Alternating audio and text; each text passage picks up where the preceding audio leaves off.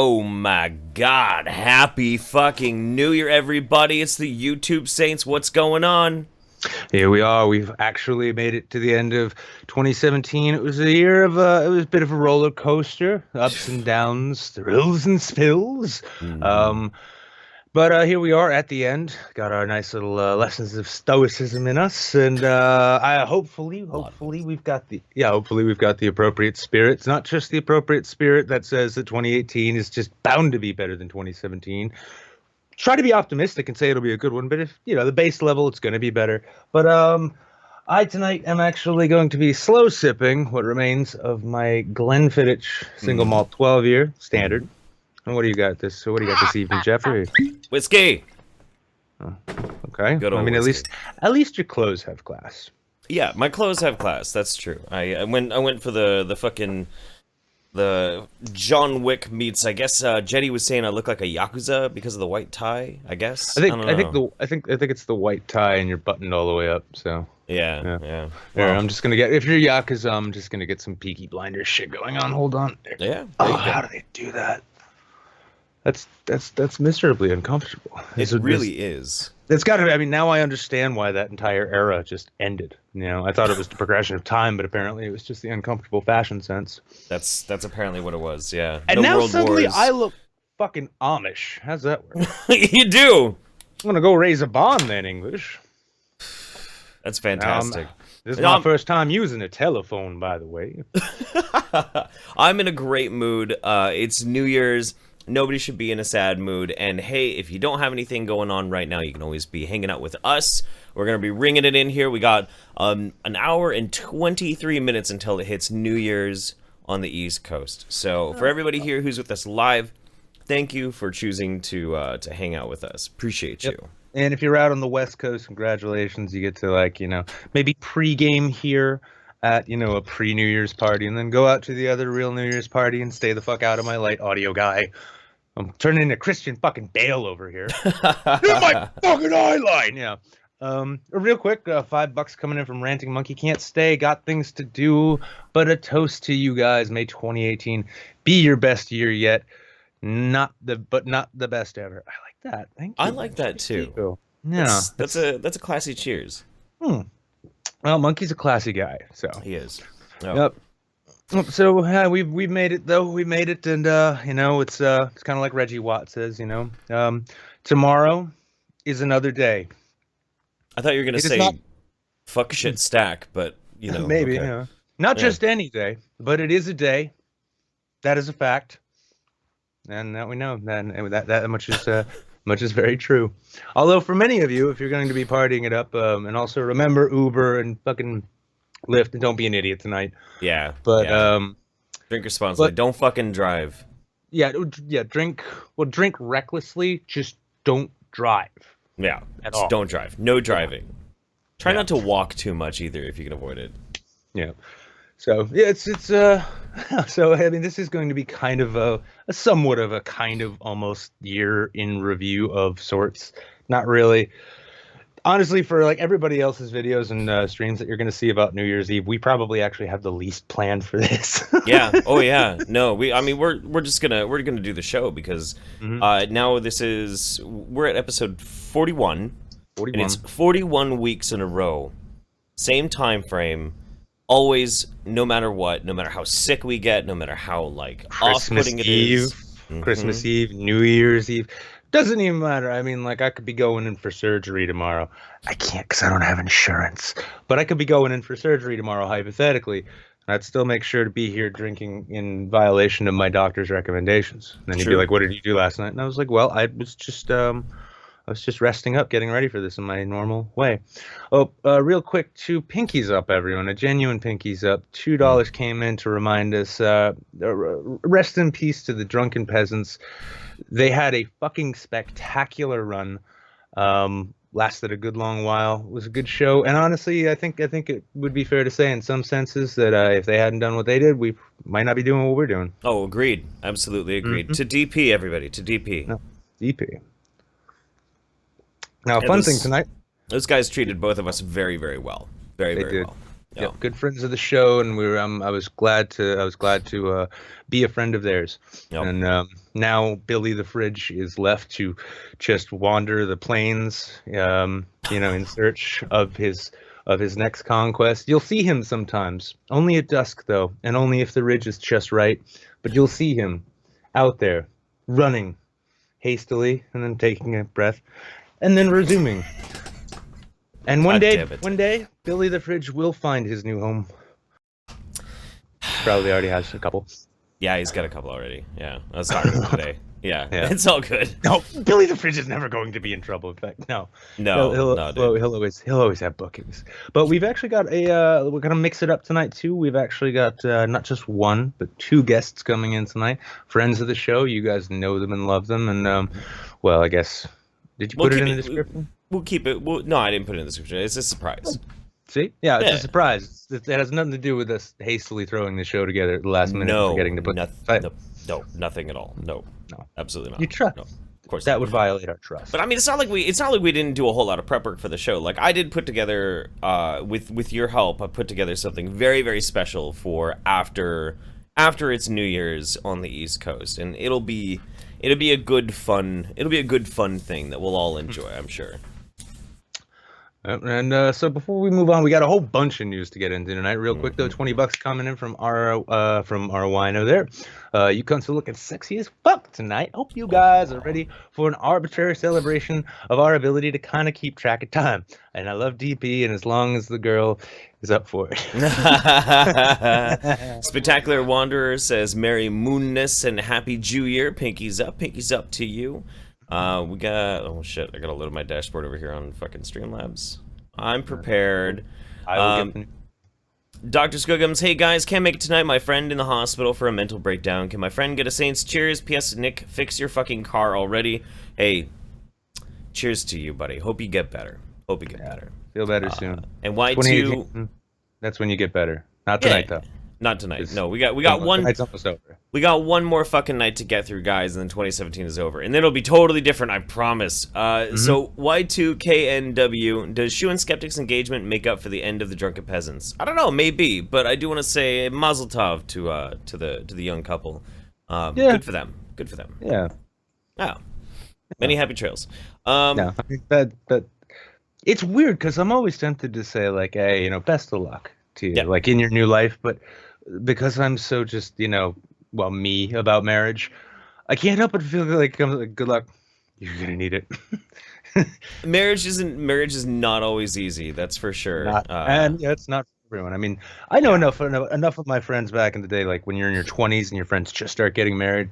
I'd say like 3 out of 5, they'd be like, so how's the sex? They're like, what's sex? Yeah. Barbarian.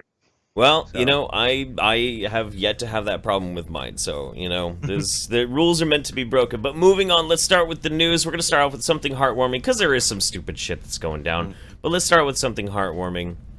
Over here, we've got, for nearly 50 years, 2 Vietnam vets kept alive a New Year's Eve Pact. William Cox and James Hollingsworth made pact in Vietnam bunker. Hunkered in a Vietnam bunker with rockets and mortar shells raining down, the 2 Marines made a pact. It was New Year's Eve, 1968, and they promised that if they survived the war and made it home alive, the 2 would call each other every New Year's Eve. And they did, for nearly half a century. Master Sergeant William Cox and Sergeant James Hollingsworth checked up on each other.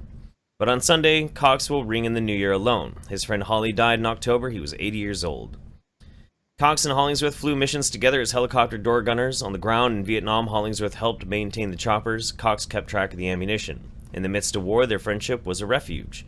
Holly and I, we had our antics to relieve the tension, Cox said. They told each other things they didn't tell anyone else. Sometimes we would laugh, sometimes we would cry. You know me better than my family, Cox recalls Hollingsworth telling him. Hollingsworth, or Holly, moved to Georgia after his tour in Vietnam. Cox stayed in the Marine Corps, serving 20 years. Early this year, Cox went to Georgia to visit his friend. It's clear there wouldn't be a New Year's phone call in the 50th year of their pact. Hollingsworth was terminally ill and asked his battle buddy to deliver the eulogy at his funeral. After I left his house, I broke down, Cox recalled. Not about what he asked me to do, but that he was going to be checking out on life, and I was going to be a part of his departure. But I was obligated. In October, Cox fulfilled that final promise. He gave Hollingsworth eulogy and then stood vigil beside the coffin. I wanted to be there with him as long as I could, he said. If it had been me, he would have been standing there. The Marine Corps motto is Semper Fidelis, Latin for always faithful, and those words resounded as Cox stood by Hollingsworth one last time. He ended the eulogy with the phrase the two used to repeat, Holly, you keep 'em flying, and I'll keep 'em firing. So, cheers to that. Heartwarming That's a hell of a story. Yeah, and it's one of those things you're momentarily like, it's sad because he died, but then you're like, 50 fucking years. That's, I mean, that's a long time to know somebody. I got one of my best friends right over here sitting off to my left. I think I could get through about maybe 30 more before I shot him. You wouldn't see it coming, don't worry. I'd make it quiet. He'd probably be sleeping. He's a gentleman like that, you know? I am. I mean, like, you know, I take good care of my friends, as I've demonstrated recently, you know? Yeah. I kill them with kindness and a silencer. Kindness is the name of my pistol. But yeah, Pinky's up for Holly. Yeah. Yeah. For Holly and Cox. Yeah. Yeah. Good old dudes. Meaning of friendship, you know? I mean, he was 80? I don't know. Yeah, Holly was 80 years old. Those two fellas lived long, old, hard, old life, I'd say. Yep, 80 years old. It's a shame too. Like, you know, the generation's dying out. Not gonna have too many of those guys to like hear those stories. But you know, like fucking 50 years from now, we're gonna have guys coming out of Afghanistan with the same fucking story. So. Oh sure, yeah. But yeah, it's a nice story to know. I mean, bittersweet but beautiful. It trips me out too because my dad was in Vietnam, and you know he's a very much older gentleman. They had me when they were really they were like in their late 30s when they had me. So you know, it's like my dad. Oh. Yeah, my dad just got out of it. His number was he was like one number away from getting drafted. Oh God. Yeah. But I wouldn't exist then, so I mean, you know, all you guys out there in internet land, you can either lament or celebrate that as you choose. Yeah. Hey, big thanks to my buddy Berserker for bringing that article to our attention. It was a good one. Yeah, thank you, man. Now, next one, unfortunately, we're gonna go to a video for this one. Really doesn't require much introduction because it happened this week. So this will be our you know, most relevant news story. But unfortunately, there has been a death as a resulting of swatting, as we know. Yep. Now, swatting, for those who are unfamiliar, and just in case anybody catches this and doesn't know what it is the practice of basically putting in a false police report to send a SWAT team to somebody's house, usually while they are in the process of live streaming somehow, or perhaps playing games. Now, this has even happened to a friend of ours, Mundane Matt, as well as numerous people actually during Gamergate, if anyone recalls. Unfortunately, this most recent incident has actually resulted in a fatality due to a police shooting during a SWAT raid on a gamer's home, and the prankster, the edgy fucktard who decided that they were going to play this particular prank, is currently in custody. There we go. Police in Los Angeles say a prankster is under arrest for allegedly making a false call to police in Wichita, Kansas, which led to the death of a father of two. It is believed the suspect, Tyler Barris, called 911 during an argument with a fellow online gamer. It's not exactly accurate. This charming piece of shit right here actually didn't have anything to do with it. In fact, it was two warring clans of Call of Duty players, also known as screeching fucking children, trying to claw at each other through the fucking internet, one of which decided that he would send this address that was given to him, the fake address, to this guy who is a renowned swatter, whatever the fuck that's supposed to mean. And sure as shit, guy called it is kind of amazing on the internet, the kind of things people get, people become proud of being known for. Renowned swatter. Yeah. Really? Yeah. What's wrong with his fucking eyebrows? Alopecia? Maybe. I don't know. Did you listen to the? He's probably lighting the pipe on either side of his face, you know. Yeah. you gotta if you're gonna play that much Call of Duty. That's true. Did you hear the interview that he did with Keemstar? No, I don't listen to Keemstar. God, Jesus Christ, dude. It was a fucking nightmare. It sounded like the dude had hardly any regret whatsoever. And he's trying to be like, well, I don't have a mom and dad, you know, whatever, blah, blah, blah. And there's like babies crying and shit in the background, and I don't know, it was fucking weird. Well, I mean, he looks like a class act. He looks like he had a really great upbringing. Nothing but bright opportunities in his future, or something like that. Except not that. Yep. Roxana Saberi has the story. Wichita police released this body cam video of an officer shooting a man after receiving what they now think was a false report. We believe this incident is a case of swatting. Yeah, well, I mean, I think you don't have to actually say that at this point. I think you'd just be like, he got swatted. I think you can get away with that at this point. Well, I think I might be just nitpicking here, but if I'm not mistaken, I believe because he's giving a press, conference, and dude is charged but not convicted. Fair, yeah. State can't fairly say he did this until the state has said yes, he did this. Okay, all right, fair enough. Which is the act of deceiving emergency services into sending a police response to another person's address. The deceased man is 28-year-old Andrew Finch. Police say a prankster called 911, claiming he lived in the home and had shot his father. Yeah, oh god, do we get to hear the fucking call? This is gonna be shitty. And it's so fucking sad too. The dude was a fucking father, wasn't a gamer, had nothing to do with it. This is just so fucked, man. They were arguing and I shot him in the head and he's not breathing anymore. The caller said he was armed. Same guy. Dude, you could tell by his voice. Sounds exactly like the dude that was talking on Keemstar's thing. That's fucked up. Armed and holding hostages and made threats. I already poured gasoline all over the house. I might just set it on fire. Okay, well, we don't need to do that, okay? In a little bit, I might. This is his blood. Finch's mother is stunned by her son's death. Jesus Christ, dude. It's so fucking sad. Yeah, it's and it's. I'm not gonna get too into it, but I can't help but think that this kind of thing, it does sort of remind me of a lot of those, a lot of the roads I've been going down on over on my channel. There, just looking at how this disconnect, this technology which puts people in constant communication, immediate communication with anyone and everyone at all times. You'd think it would be the kind of thing. It's like, oh well, constant communication, people get brought together, right? No, not quite. In fact, especially when with shit like this, with the online worlds, gaming, and it does become easy for some people to forget there's a person behind it. And even with this, from the sound of this scumbag after his arrest and everything, and after everything went down, I didn't do nothing wrong. Oh, it was just a prank, bro. Oh, it's just a prank, bro. And that's I mean, I used to think it was bad when people used to just walk around saying, I don't give a fuck. And it's like, oh, apathy, that's fine virtue to have. And now it's like, please just give me the apathy back. We're getting into really dark territory now. What the fuck? Yeah. It's so ridiculous. Yeah, but in case, if this shit makes you wish that the world would just fucking end, well, don't worry. Jeff, you want to introduce this next news story? We'll move on from this. Should we? Yeah. Let's move on to the next news story. Yeah, we'll try and cram the whatever else we're doing. God damn it, Nick. I swear to God. You fucking kill me. See? Yeah, I told you. See? Yeah, no, this'll cheer everybody up. This'll cheer everybody up right here. If that last story made them want the world to end, then yeah. Well, here you guys go. Mullen, threat of nuclear war with North Korea is now heightened. Mike Mullen, former chairman of the Joint Chiefs of Staff, said Sunday that the U.S. is closer to nuclear war with North Korea than ever before, an example of America's adversaries taking advantage of the uncertainty of President Donald Trump's leadership. Those that would do us will seem to be able to take advantage of the uncertainty as well, and he mentioned both Russia and China. My expectations that will continue to be the case with them, as well as Iran and North Korea, Mullen told Martha Raddatz on ABC's This Week. We're actually closer, in my view, to a nuclear war with North Korea and in that region than we have ever been. Oh, good. Oh, fucking good. I'm so excited.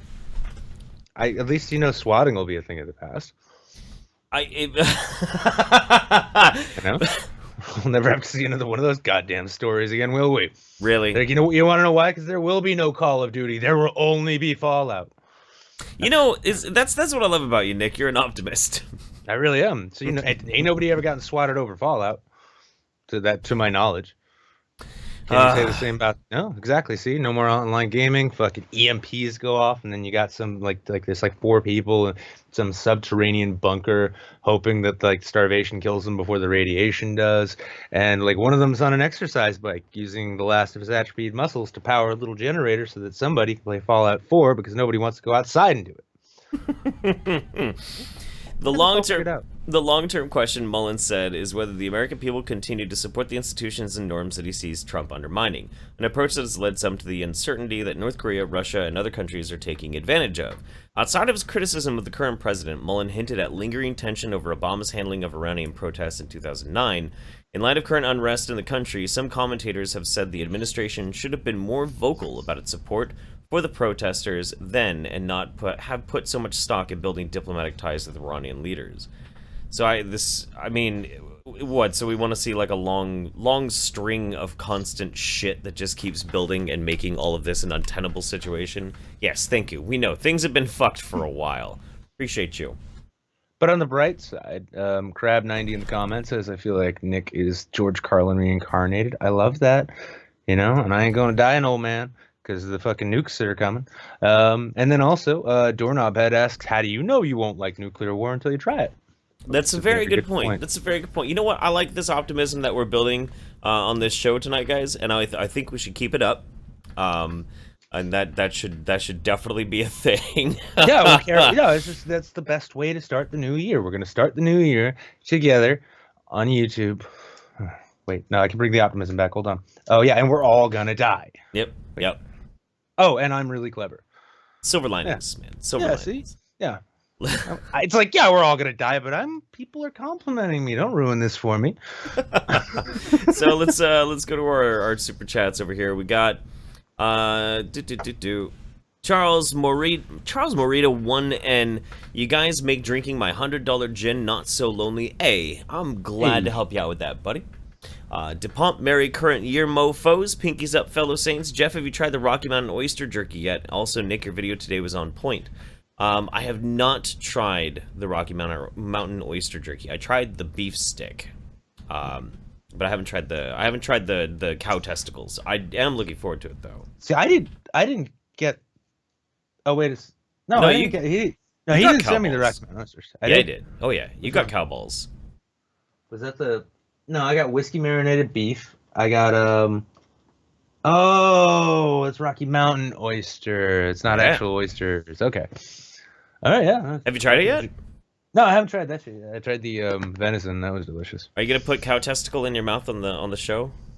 Oh, that's actually how I plan to start the new year. Why did I say that?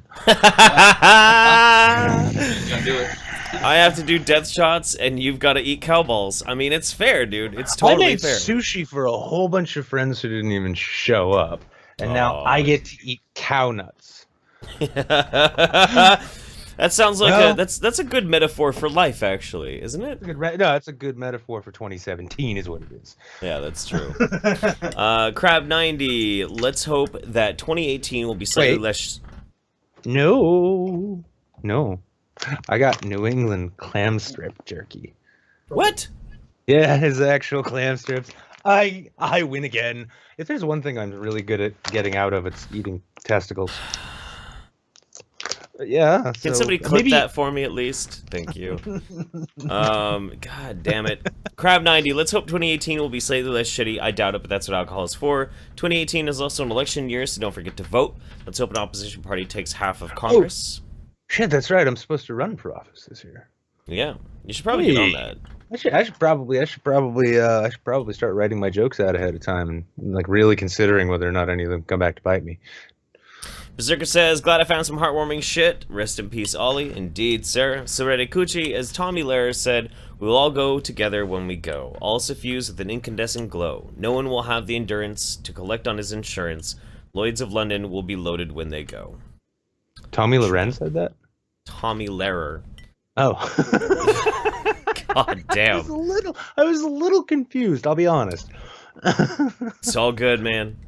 All good. And then over on Streamlabs, we got KS Wheels. I live in Wichita, Kansas, about 7 miles from the house. Just once, I like to be able to say with pride, that's my city. Also, how many death shots will $85,000 buy? Asking for a mother of the based variety. Oh, I get that. Probably a lot of death shots, that's for sure. Is that where the money's going now? I I haven't been paying attention, so I mean, for all I know, Kilroy is literally just going to be you sitting in an arena trying to finish half a bottle of death in under 20 minutes. I mean, It's that would true. be worth 85 grand. Well, I don't know. I mean, what is the price of a human life these days? Oh, it's cheap. It's like 5 or 10. Yeah. It's like 5 or 10. Yeah. Yeah. So we need like a whole row of people just drinking themselves to death. There'd just be like one winner. It'd be like Chris Dangerfield would stand up from the middle of a pile of corpses, like, "This isn't Thailand." I fucking love that dude. Oh my god. I'm glad Alright. he's doing well out there too. Anyway, continue. We got too much shit to go to. Yeah, let's go to the next and final news story of the night. We're doing 4 tonight, guys. Anticipation high as California rolls out retail pot sales. You want to read this one? Yeah, it's something to bring you back up. Well, bring you back up a little bit after, like, swatting and nuke wars. So, as we know, California recently legalized marijuana in the last, I think it was 2018? 2018. No, 2016. 2016. Tomorrow was 2018. That's right.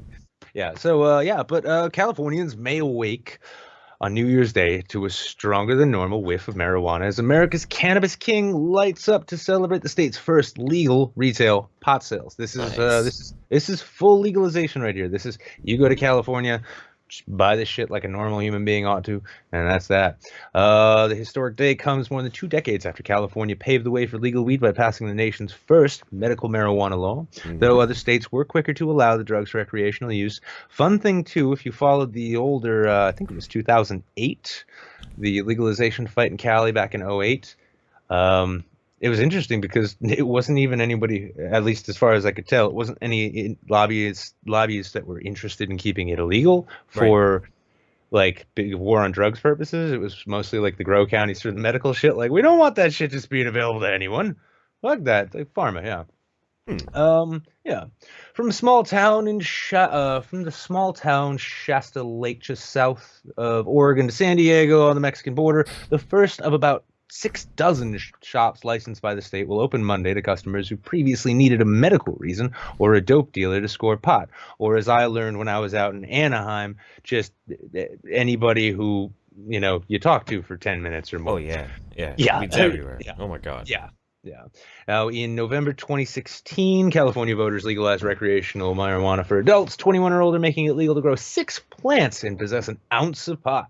The state was given a year to set retail market regulations that are still being formalized and will be phased in over the next year. "We're thrilled," said Khalil Mutawakil. Shut the fuck up, you. You're not even reading this. I got this. Mautawakil. I'm gonna make a monkey roll. Matawakil. Yeah. Khalil Matawakil. Never mind. Founder of Kind Peoples. Yeah, the founder guy of Kind Peoples, which grows, manufactures, and sells weed in Santa Cruz. We can talk about the good, the bad, and the ugly of the specific regulation, but at the end of the day, it's a giant step forward, and we'll have to work out the kinks as we go, which is, honestly, that's a decent way to look at regulations, I suppose. So there's something that I think is actually really interesting about this too. I kind of like the way California is doing it. They're only allowing very, very small amounts of shops to open up, because it seemed like overnight when Oregon legalized recreational weed, they sprung up all over the goddamn city here in Eugene, and I think we now have something like 30 weed shops in Oregon, or just in Eugene. Like, just in Eugene. It is fucking insane. That's like almost as many Dunkin' Donuts as there are per square mile in like Boston. Yeah, there are more weed stores in Eugene than I think there are 7-Elevens or Starbucks. Wow. Yeah. Yeah. So it is that old trope of you're standing on a 4-way intersection, and at each corner, instead of a Starbucks, there's just a weed shop. Mm-hmm. Yeah. No, it's insane. It's absolutely fucking insane. Why do I still live in New England? I don't understand. I don't know. I'm just gonna convince Quinn. I'm gonna be like, yeah, or no, we're just gonna get in the car. It's gonna take a long time, and you're gonna have to eat a lot of beef jerky and maybe some clam jerky, maybe some cow testicles. Yeah, we're gonna get some Rocky Mountain oysters. What are these? Don't ask questions. Daddy's broke. But yeah. So yeah, this is kind of. I mean, this is nice though. We're now 2018. It's yet another current year we're into. And if you're over 30, you can kind of remember a time where like 2018 seemed like the far-flung future. Right. We're here, and it's more like Children of Men than Back to the Future. Okay, but you know. We're starting to get the legal green, and that's pretty nice. So I don't really think it needs to. Yeah, we don't need to go too deep into this because basically the whole story is congratulations. If you live in California, then tomorrow you might be able to go out and buy a dime bag, the same way you buy a pack of smokes. Right. Indeed. Yeah, that's a good thing. You know what's crazy too? So there was another business that popped up in Eugene surrounding it too. It was all about testing weed. Like you could go and test and be able to see like if the weed is good weed, if it's laced with anything. They test like basically anything. And it came out that the owner of the lab was a straight up fucking white supremacist. Like 1488 and everything, like the 14 words and all sorts of shit. And like this town has erupted in controversy over it. It's fucking ridiculous. Is he any good at testing weed? She, and apparently yes, yeah. Yeah. Does he test anyone's weed who comes into his shop? She did, yeah, totally did. I had a friend who worked for her in that lab, and they had no idea, no fucking clue whatsoever until this like was released. Somebody dug into their social media, and it was like bitching about anti-white stuff and fucking swastikas and shit like that. It was ridiculous. Well, you know, I mean, the thing is like Forrest Gump was really good at ping pong, right? Yeah. Yeah. Now, simply because he was functionally, well, not functionally, but he was technically retarded, didn't detract from how good his ping pong was. That's true. That's totally true. Yeah. Weird yeah, shit, man. I mean, I'd probably end up going to a different shop anyway if I'm like, what a place run by a fucking really white supremacist, like straight up like neo-Nazi type of guy. He's got tattoos and shit. Yeah. Nah, I don't want him getting my money. And some people are asking, was she hot? No, she's really big and fat. Like, big and fat. But yeah, let's get our guests in. Wait, no, you know what? Yeah. Before we do, we have to catch up on the super chats one more time. All right, you catch up on super chats, and I'll prime them and let them know. Yeah. Prince to Talleyrand, y'all need to study the Cold War. There were a lot scarier moment when the world almost blew up than now. This is just gonna blow over. Probably. But this is the age of like sensationalism. Grill and Pirate Pete, Happy New Year. Playing video games while watching, listening to Saints, and drinking Jameson. Good choice.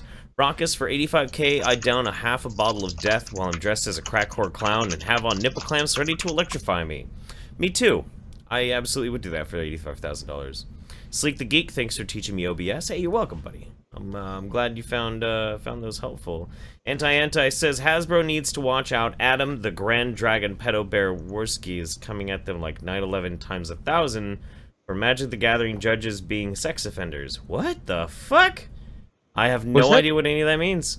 Was that some like was that some like all of the headlines in my head mashup kind of thing? I think I had a stroke trying to read that. What am I thinking about right now? Like, you know, like a refrigerator doggy door, Pullman, Pullman. Yeah. I have not been keeping up. I've not been keeping up with it. No. I'm so focused on other shit at this point. Sergeant Buck says, coming at you from a wedding I'm catering. Put this against your death shots, Jeff. See you both in the not too distant and probably chromeless future. Okay. Yeah, probably chromeless. Yeah, we're not going to get that lucky. KS Wheel says, when I was a kid, you could put 2000 in the title of a baseball video game and make every player a robot, and I wouldn't ask questions. Robot baseball in 2000? Sure. Get off my lawn. Sure. Can I fuck the robots when they're done playing ball? You got a deal. Gotcha. Damn, how did... all the formatting of the show, as far as I'm aware, I don't think we included controversy about sex robots anywhere. How did we miss that? I don't know, but I think we have to fix that here relatively soon. Soon. Well, okay. Yeah, well, okay. Well, no, we'll do it right now. 2018 is going to happen in like an hour? Yeah. In just about an hour, 2018 is going to happen. But this year, we built a bunch of robots you can fuck. Yeah, that's true. We actually did. Moving on. Okay, well, let's get guys. Once again, welcome to the future. Yeah, let's get these guys in. Are you got doing both it or their am I contacts, doing right? it? Huh? Have you got both their contacts? I think so. Should. Fucking. All right, we're giving homeboy a call here. Here comes There's Beard. one, and let's see, and then there is where Totally is he? planned. Where is he? Well, I don't know. Oh shit! What? What the fuck? Oh my god! Oh my god! Jesus Christ! Okay, you know what? We're not doing this like this. We're not doing this like this. Why does it say call on hold? What the fuck? Okay. I swear to Christ. You know what?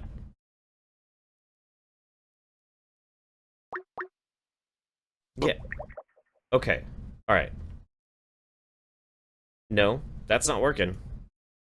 Fuck! Okay, I'm gonna have to shut down Skype, guys. Son of a bitch. That's what happens when, like, so Nick tried to invite them, and then I tried to invite them while Nick was inviting them, and somehow, because fucking, I don't know, dude. I don't even know. I don't know what the fuck is going on with this shit. well, if it's just what's fucked. Okay, As all long right, as here, and then we have to add, there we go. Okay, we got this, guys. We got this. We got this. It's all figuring out. okay, It's working. Yes. Hello. Yes. Yes. Okay. Cool. All right. Fuck Oh it. I'm gonna have to readjust everything. But like guys, I said, 2017 is not quite done with us all yet. But you know what? We're doing what we did all year. We're just plowing on through yes, plowing with knife through. hands. We're pointing with knife hands, looking sternly the way men. Wild gestures do. into the wind. Yes. What's going on, guys? Welcome back to the There will be a welcome lot back of to the posing YouTube on top of Saints. high objects. We've got Beardbarian and we've got Prince of Queens, good buddies of the show. How you guys doing tonight? Pretty good. Yeah. Ooh, that's a good setup with the ticker. I like that. Yeah. I'm out of booze, guys. You're out of booze? How can you be I'm out of booze? You can't be out of booze. But I'm working on it. I'm working on it. Just bear with me here, okay? I'm following a group of drunken teenagers right now. I can't fit this. I can't fit the scotch through the internet. I'm sorry. That was like my last idea. Wait a minute, Beard. Are you saying you're stalking college kids as you're on the phone with us? Oh yes, that is absolutely Oh, his signal dropped. He's probably got Sprint. I think I can pull this off. Okay, all right. So It's net neutrality of everything. Everything's over. Mhm. Yeah, net neutrality. You can't even stalk teenagers on New Year's Eve. Not unless you waiting- pay premium. Not unless you pay premium. Yeah. I got that T-Mobile stalking app. What's it called? Tinder? What? Oh God, Jesus fucking Christ! All right, so describe these teenagers, Beardy. Are they armed? Well, just give me a second here. I'm getting behind the wall. Okay. There's about 5 of them. do They they? look Do pretty they? small though, but they've got backpacks full of booze and snacks. And no weapons? I mean, This is crap. Canada. Of course they don't have weapons, but I can smell the s'mores. Oh my god, they have s'mores. All right, I'm gonna be right back. I'm gonna try and get closer. Okay. It's a barbarian raid on a high school New Year's party. Hey, whatever, man. Fuck it. If it works, if it gets the barbarian his snacks. Listen, if nobody can expect a Spanish Inquisition, how can anybody expect a barbarian raid? I mean, fuck, they sacked Rome, right? That's true. That's totally Yeah. true. So I'm pretty sure these high schoolers, the best thing they're going to be able to do is like Snapchat their friend playing fiddle while it happens. That's true. Do they So- have a fiddler, Beardy? Oh, he's No, but they do have some douche playing Wonderwall. I think it's pretty obligatory. Pretty close. Oh. It looks like it's 2 douchebags and 3 unattainable girls with nothing else to do tonight. I sang that as in I think it was sophomore year of college. I took choir 3 times in college because I went to a very small college and it was hard to actually find classes that I wanted to take that because it was one of these situations where the classes would fill up because there was generally no more than 15 kids per class. And so it'd be like, okay, I need more credits, and so I'll take choir again. It's hard to remember which year. And we would always have to sing a solo, and I did Wonderwall one year, and it was fucking awesome. It was I don't think it's fair that Wonderwall, that Oasis in general, gets as shitty of a fucking reputation as they do. Yes, they were pretentious cocksuckers, but they made some fucking. It was really just the singer. Yeah, was it really He didn't even do anything but sing. His brother wrote all the fucking music. Oh. Yeah, he said I remember the old days at MTV when they had to play a set without him because he said his throat hurt, and then like the camera pans to him up in the balcony, like he's got like girls on each arm and he's just smoking. He's like, "That's a good set, guys." Yeah. Jesus Christ, that's fucking insane. So how's your New Year's shaping up, Prince? It's all right. I decided to tell people that I didn't quit drinking, because I didn't like quit drinking. I decided to give myself a month break, and then I decided not really to start again when I tried drinking again. And so, that was like a number like five months ago. And I've drank like 5 times since then, and I'm gonna drink tonight. I decided to kind of I'm gonna do the pre-hangover treatment, which was order some Jack in the Box food to have delivered to my door, and I ate it, and so now I'm like full of salt and grease and kind of groggy. But I haven't started drinking yet. I'm probably gonna start when my friend gets to my house a little bit later. So speaking of booze, how's your stalking going there, Beardy? I'm a little bit nervous. They've got fireworks. Did you hear that? I'm not sure if you can hear them coming through, but there's quite a few that have been going off. These kids are fucking nuts, but I figure they're so distracted I might be able to get a little bit closer. By all means, man. See, I can't tell if he's worried that they're going to use them as weapons or if he just happens to think they're magic. They've got fireworks, and they're not Chinese. I don't know how this is working. I don't know how these obnoxious little pricks achieved wizarddom. There's got to be some kind of sorcery going on here. They have some sort of internet moose blocking technology. I'm going to have to take them down quick. All right, let's get ready. Okay. This is by the way, everyone. For anyone just tuning in, you are now being entertained by the New Year's Saints Barbarian radio show. Just remember, you're only listening, which means legally you can't stop me. So none of you are liable for these deaths. All right, let's do this. Come here, you son of a bitch. Hey, while he's doing that, I want to just make a real quick plug for a small channel. He'll probably appreciate this. Because somebody in the chat thanked me for turning them on to it. So apparently members of your audience do in fact like this channel. It's called Our Cat's Gay. I helped come up with the name. And because he's a gay guy that likes cats a lot, and so I helped him memorize his channel name. So it's Our Cat's Gay, and he makes videos not completely dissimilar to mine in the way that he talks about feminism taking over the gay community and how he doesn't like that. And I think he did a response video to Riley Dennis recently. Not exactly the most unusual thing by itself, but his commentary is quite good. So yeah, check him out. Our Cat's Gay. Sweet. Does he have like a side project on that channel though, where he explores the question of are cats actually gay?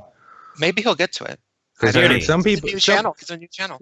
Some people might say that cats are just kind of gay dogs. Yeah. Beardy, do you have one of those guys pinned currently? No. Better question is are any of them left alive? And if so, can you interrogate them on whether or not cats are gay? Fuck your fucking Wonderwall, you piece of shit, fucking little dirty motherfucker. I don't care how much you miss the 90s. Why don't you try some fucking Green Day, you piece of shit? God damn, fuck you. We'll get back to Beardy in just a moment. Something tells me they probably would have been a bit better off going with like White Zombie. Oh man, Jesus fucking Christ.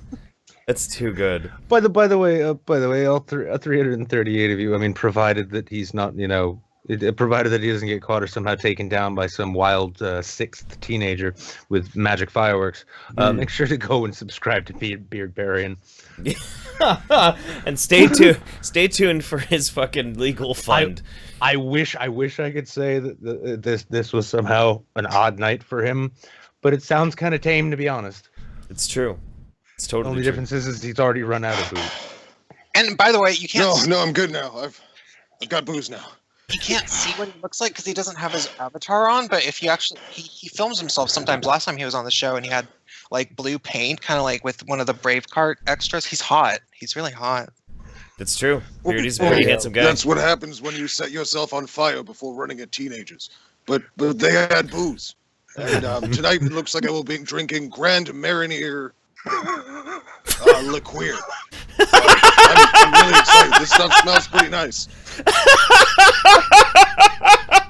I'm going to start the walk home and make some coffee. This smells like it'd go good in coffee. I imagine it would. Oh, hello, officer. Oh, no, there's nothing to be... No, that's not... All right, John, I'm going to be right back. I'll be right back. Okay. Just go ahead, mute us, bud. Come back to us after you've talked your way out of that one. Grand Marnier liqueur. Okay. Yeah. I had my day in the sun with the liqueur. I was in college once, but okay, so I got a question for you guys.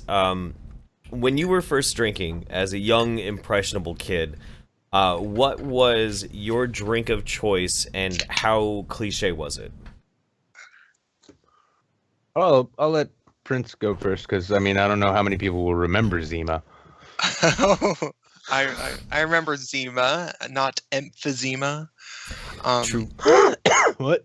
It was like a Simpsons joke. I think it was some guy was like, I ordered Zima, not emphysema or some shit like that. It was some really dumb moment where you'd have to be obsessed with the Simpsons to remember.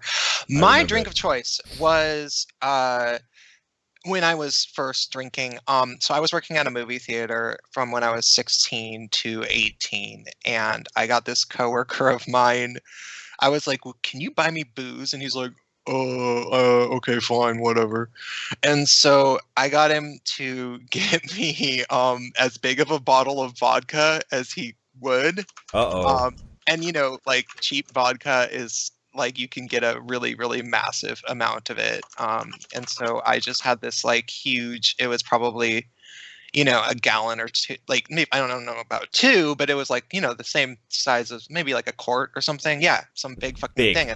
Big fucking thing. Put it in the top of my closet and I had that thing for a good 6 months or so. And every weekend I would, get a Snapple bottle and drink 80% of the Snapple and put the fucking vodka in and kind of take it out with me and like oh god damn, go to raves.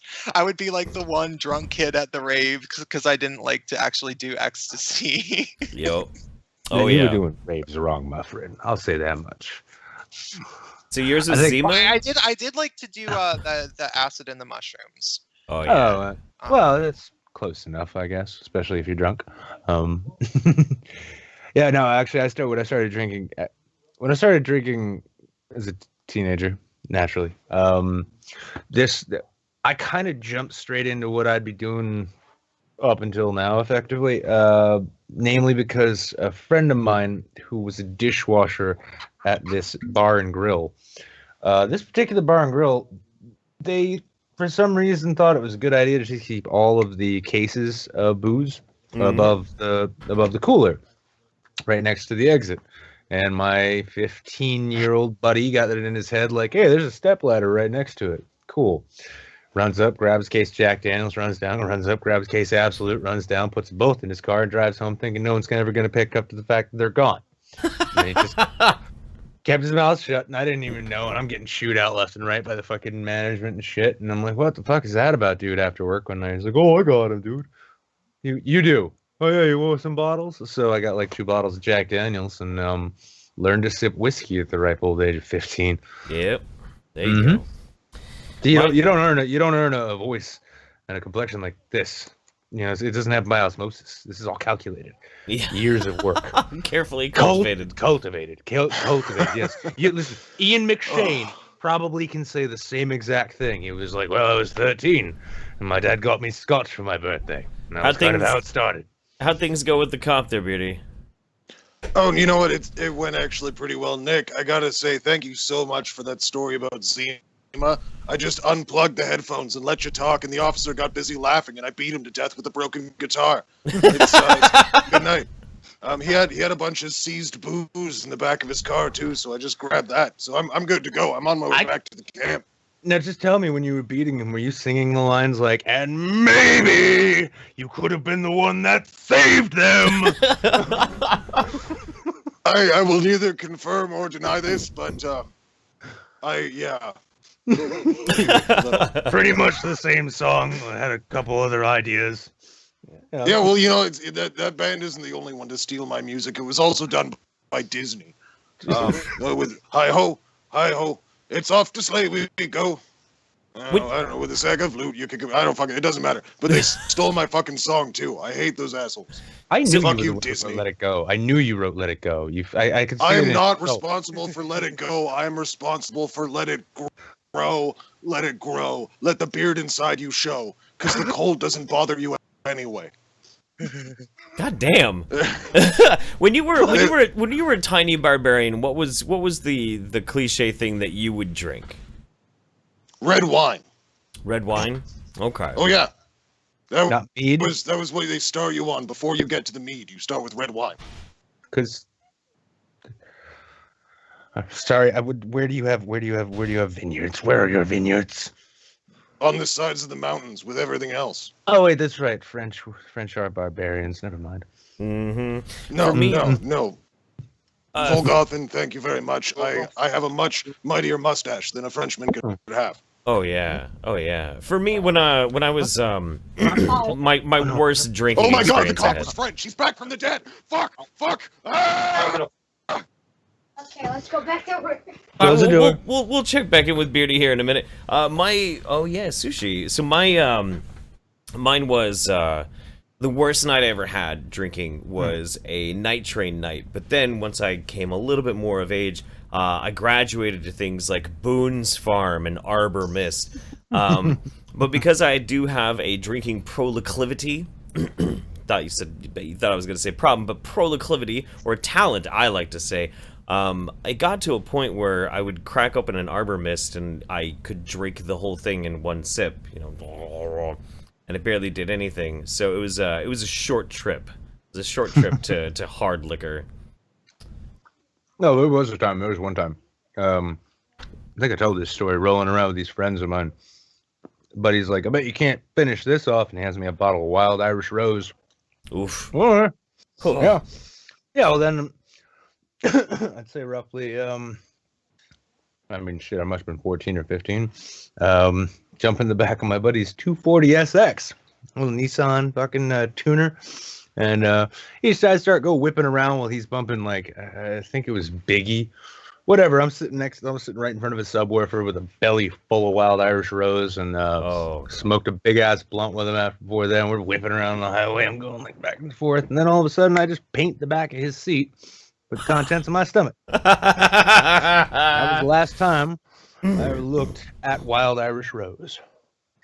That's fair. I had a SoCo night kind of like that.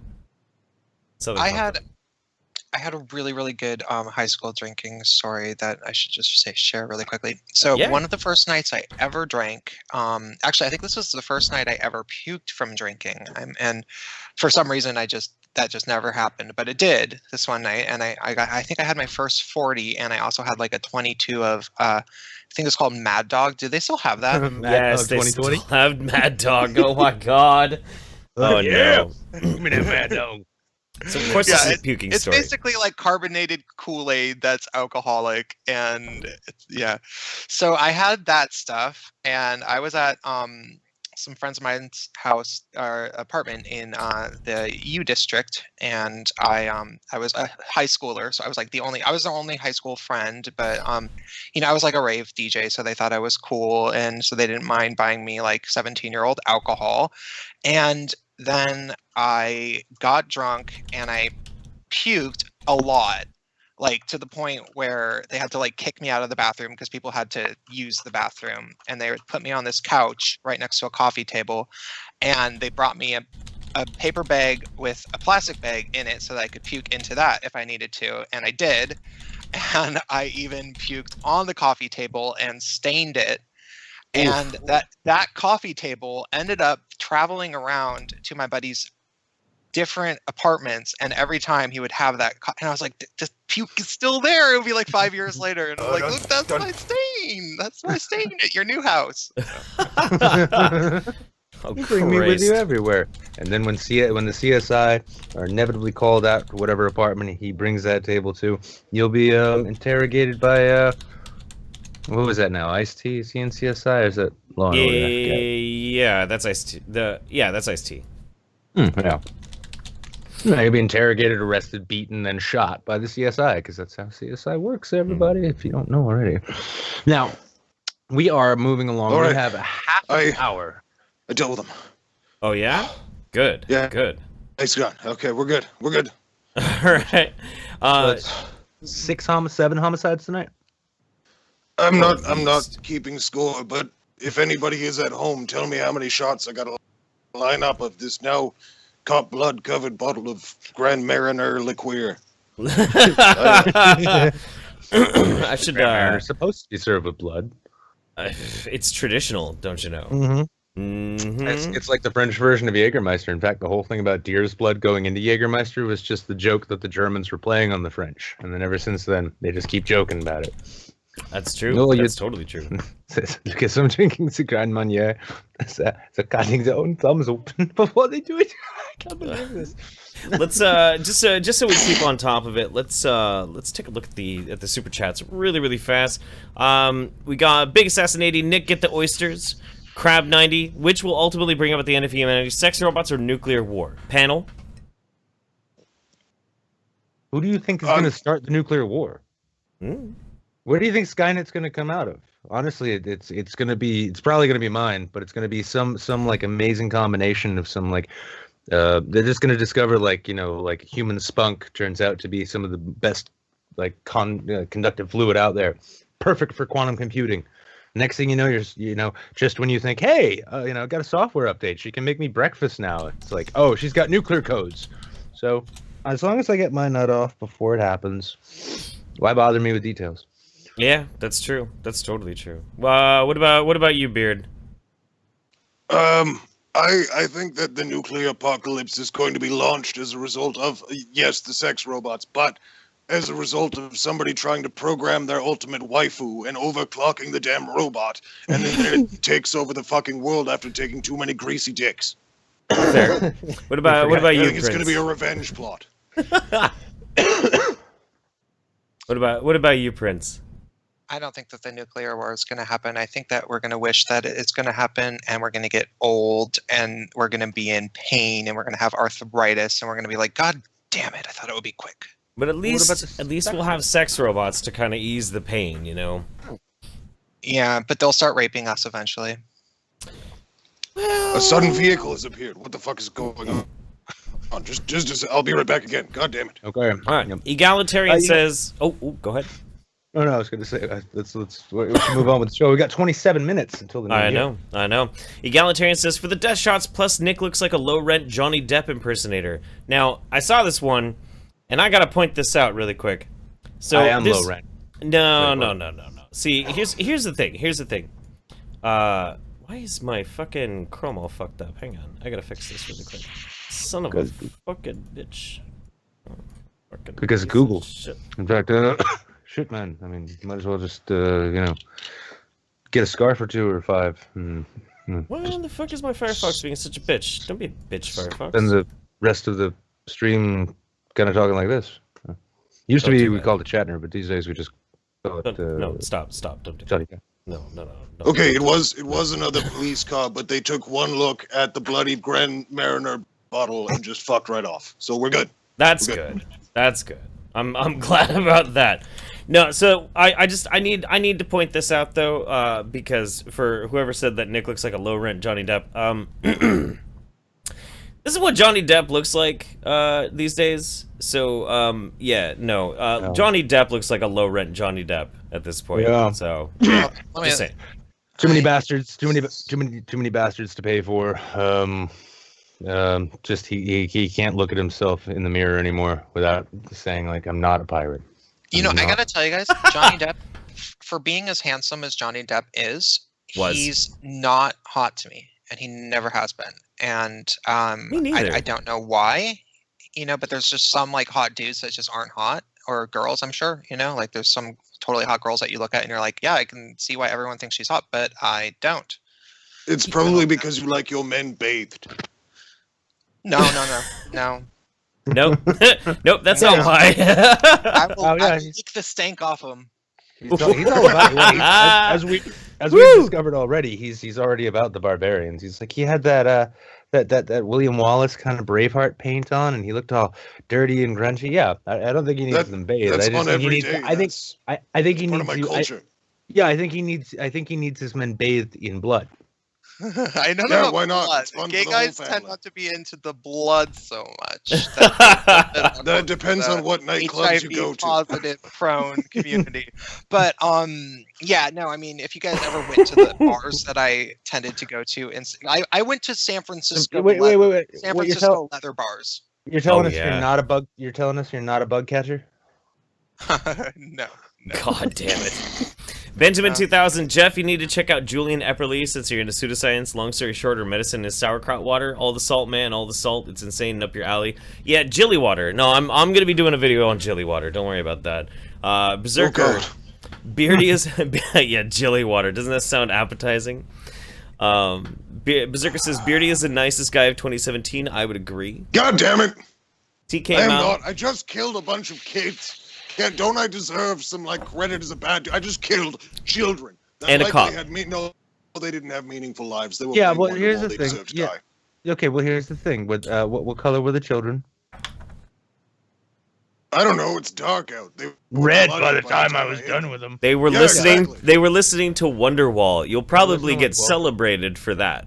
Yep. And also, as far as that cop goes, I mean, shit. As far the only thing I know about Canadian cops is I saw the show He was Da the Vinci's Inquest one undead. time. He didn't matter anyways. Oh, exactly. It's true. Fucking Carl from Walking Dead might He's as well French. just kill his ass. So it's fine. You're Yeah, still a pretty nice much. guy. You're still a nice guy, dude. You. I mean, No, you ask. no, I'm No, you not. ask us really politely each time. You're like, I got to take care of this. Would you mind if? All right, I'll be right back. Hold on. You don't just like put it on mute and go about your business like you're taking a shit and you don't want us to hear you flush. We appreciate it. It's a very nice gesture. Shall we move on, Jeff? Okay. TK Mouse's prediction for 2018: Missignation is white appropriation of black genes, and leftist race realism needs debunking. The reactions will be the same too. Probably, dude. Probably.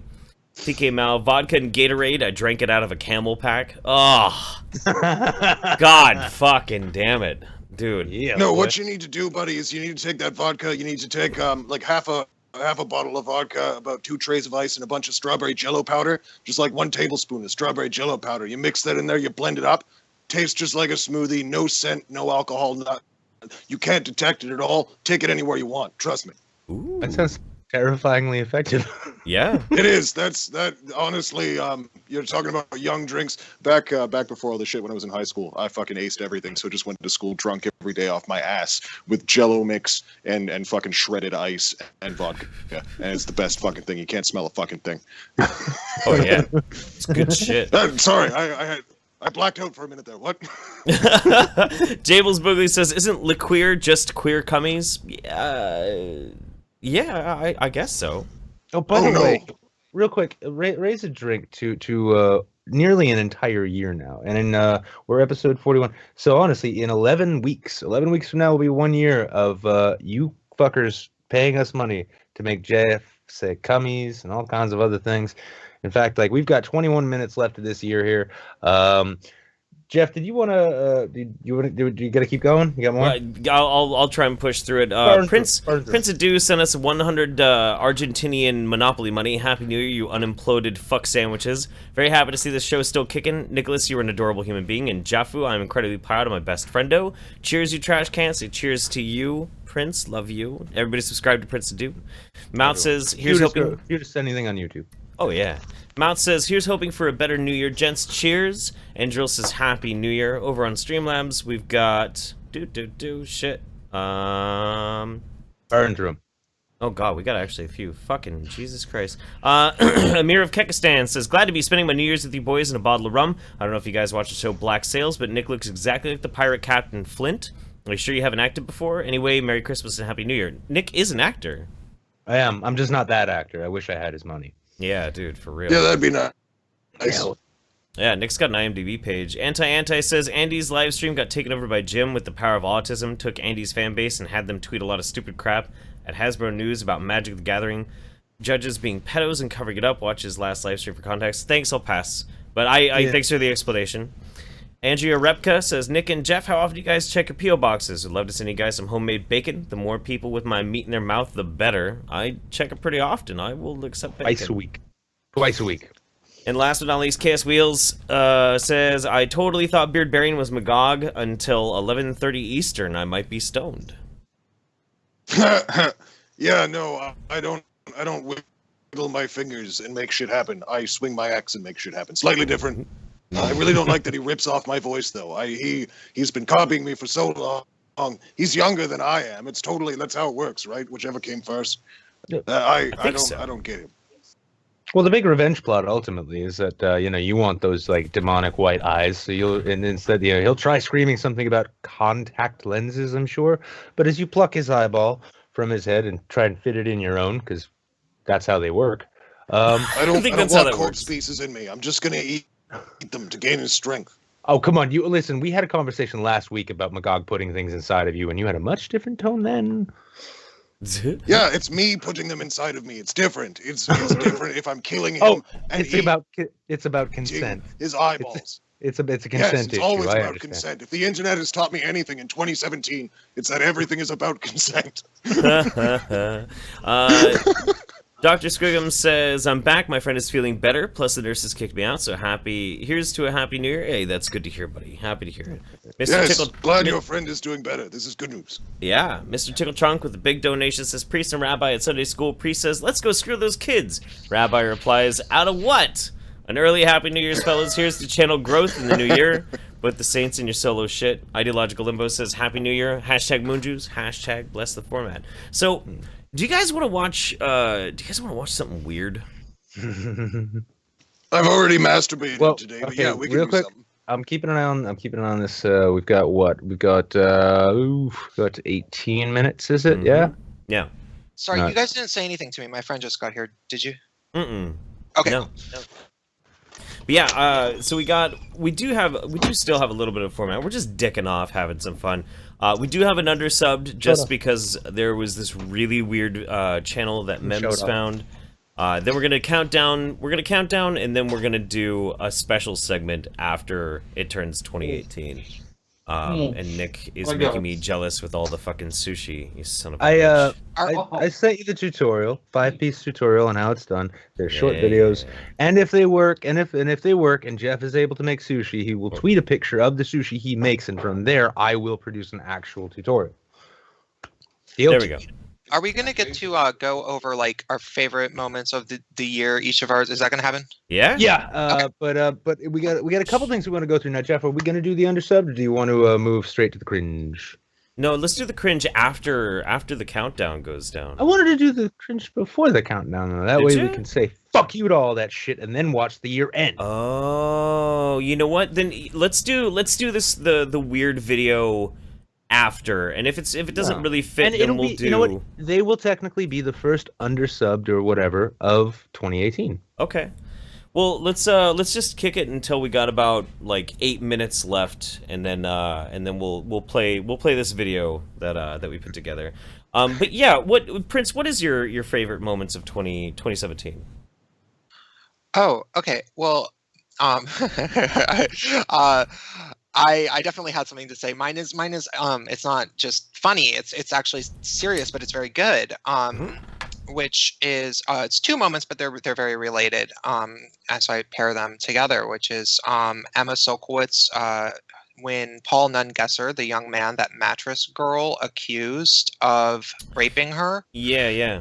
he won his lawsuit against Columbia because not only was he innocent, but they neglected to do anything about it and allowed her to have this like national platform political. It was basically like political. I don't know what the right word.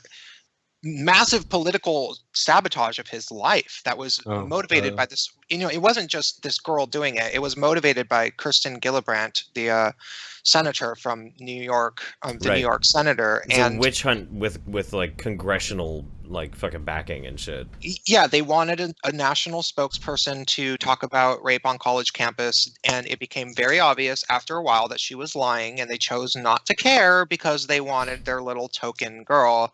So that was a really, really messed up thing that happened. And then eventually, Betsy DeVos, who, you know, people have their opinions about her, and I honestly can't say one way or the other what I think about school vouchers and public education. I just don't know enough about the issue.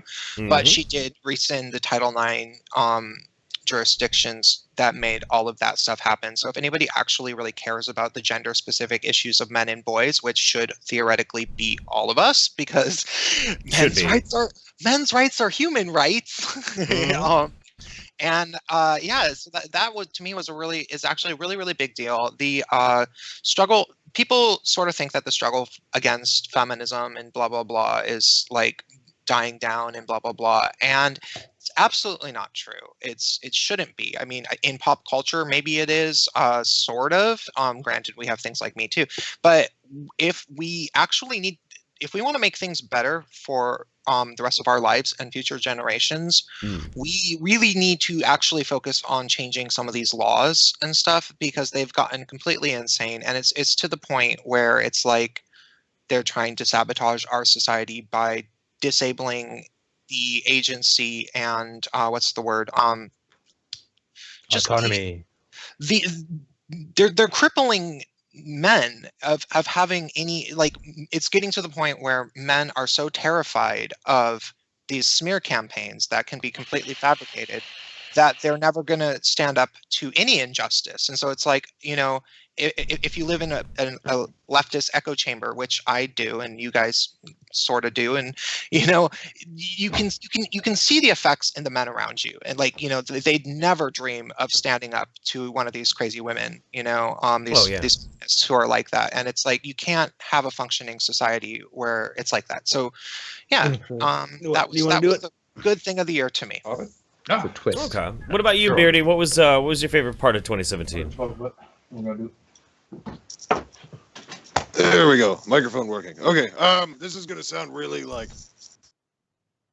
back patty, but honestly, my favorite thing of 2017 has been the starting of my channel and all of the amazing motherfuckers that I've had the pleasure of meeting along the way. It's been an incredible year, and all world events and social events aside, I've just been happy for the really awesome motherfuckers I've had the pleasure of getting to know. Oh yeah, absolutely. It is definitely a very. It's a big year. Jeff, what about you? Yeah.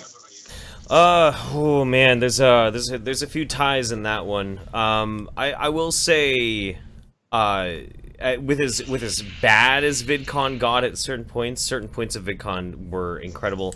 You and I getting a chance to hang out was really, really fucking important to me. Like gutter punks too. Yeah. Literally next to a trash barrel, chain smoking cigarettes. Yep. Fuck yes. That was a really, really good part. Yeah, man, I don't know. There's a lot of different things that were huge. Getting to go to Atlanta and meet a lot of friends, hang out with Poison the Well, that was a lot of fun too. Going to San Diego and hanging out with friends down there. It was good. It was a good year. No, actually, it was a shitty year, but it was a good year. Yeah, I don't know. What about you? There were definitely things worth remembering.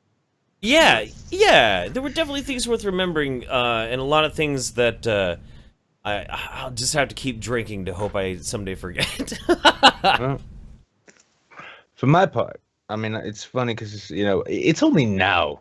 It's only in this last quarter of the year, right, where I'm saying this year sucks. And that's because all of the shit which built up, well, most of it, seemed to fall apart in a way. But I'll say it was... the highlights of this year, yeah. I mean, VidCon was exceptional. I mean, it was meeting one of my best friends. In fact, a number of people that I still call friend and some that I did. But all the same, it was wonderful actually meeting a whole bunch of people who I've been hanging out with and talking to for a long time, and it didn't feel like we had missed a beat, and it didn't feel like it was an introduction. That was a lot of fun. Plus, it was the first time I got to see the Pacific Ocean, smoke weed in public without fear of getting arrested. That was fun. But also, there was fun things too. Jetty and I bought our friend Gabe a motorcycle and taught him to ride. And this summer was full of so many. Oh, it's a $300 bike. How could I pass it up? And it turns out it's this rare ass Suzuki. Ooh, cool.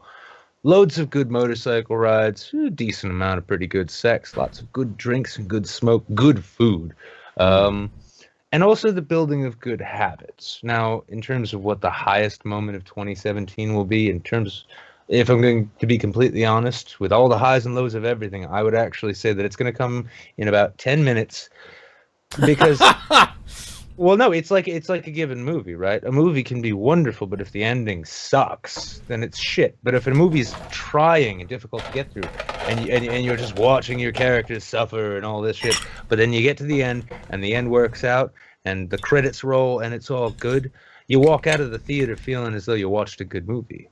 That's why I genuinely think, you know what? I was thinking to myself, yeah, any other New Year's Eve, what would I want to be doing? Oh, I'd want to be at a party. I'd want to be like, cruising for Strange. Ooh, who am I gonna find for the midnight? Hey, that's appropriating Canadian culture right there.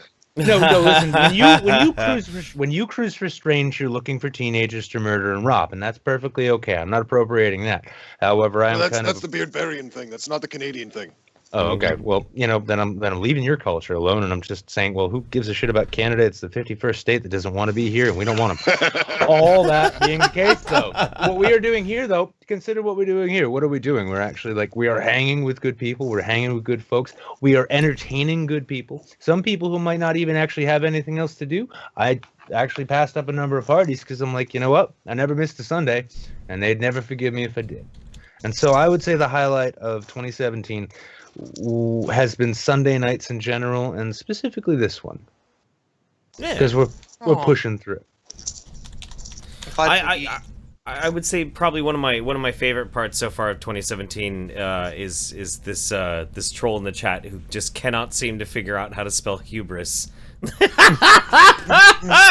Oh fuck! It's called Google, motherfucker. Jesus Christ. Hey, dude. I mean, you know what? Listen, Mr. Hubris. Hubris, yes, my dude. Thanks for. I mean, you got 8 minutes, so either you're gonna spend New Year's Eve with us, yeah, or you have nothing else to do. And if you have nothing else to do, fucking thanks for spending it with us. Hey, you know what? I'll take it. I'm glad that we're all together. You could be out murdering teenagers for playing bad versions of Wonderwall, but instead you chose to be here. I'm not sure what that says. All right, should we watch this? Jeff, I just want to remind you real quick that this is the second New Year's I've spent with you in a row. That's true. We were actually we were together in real life. We were together in real life, actually, drinking at a. You didn't even know who I actually was. I just sort of showed up to your meetup, but that was a great way to be introduced, though. I had such a fun time, such a goddamn fun time. That was great. And yeah, no, I mean, and you have an infectious personality, so I fell in love immediately. I was like, yes, we have to be friends now forever. Yep.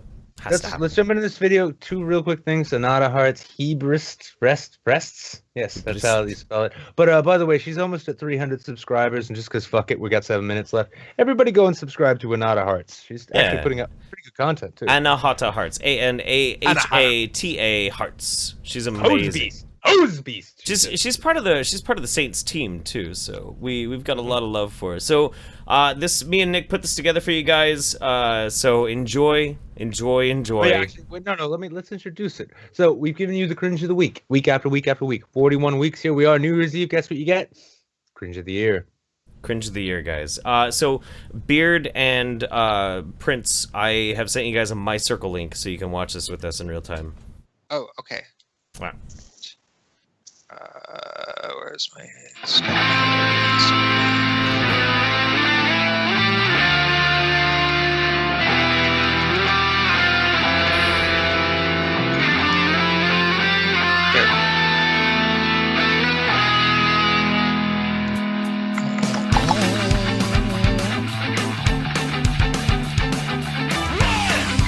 said maybe.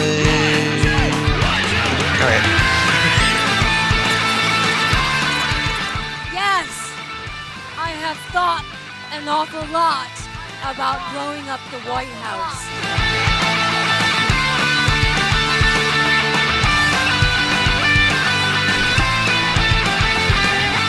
Assoluto cosmico, regolare realtà, spiriti, imaginess, Guys, I'm trying to be So metal. but we gotta pull this into something that makes a little sense. We gotta pull this into something that makes a little sense.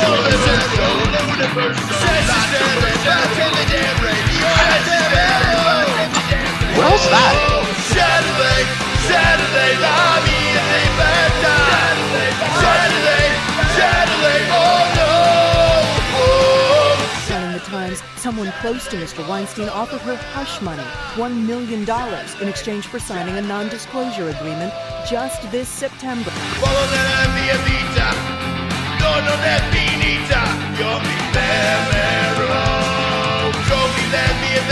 We've even begun to recognize the right of a man to claim to be a woman, and vice versa. Saturday, la mia libertà. Saturday, oh no. Saturday, oh sono realtà. Saturday, oh no. If you Google my name on YouTube, you get shitheads like this dude who are making these dumbass videos that just say the same shit over and over again. It's like I can't pay you attention because you're garbage shit. Children for the Mari, your deep red arrow.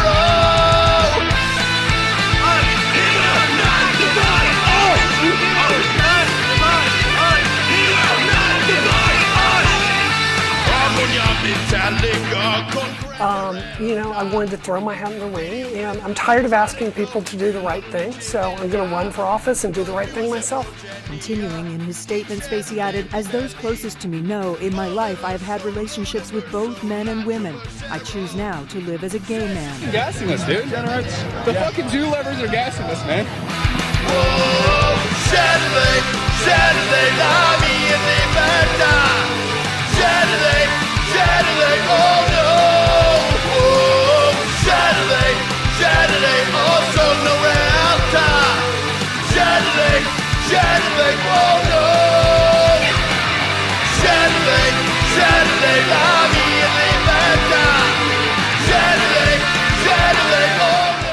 And to our detractors that insist that this march will never add up to anything, fuck you. White lives matter! White lives matter! White lives matter! White lives matter! Today we no longer recognize the universal truth that God is the author of our life and liberty. Abortion, sodomy, and materialism have taken the place of life, liberty, and the Cheeto dust.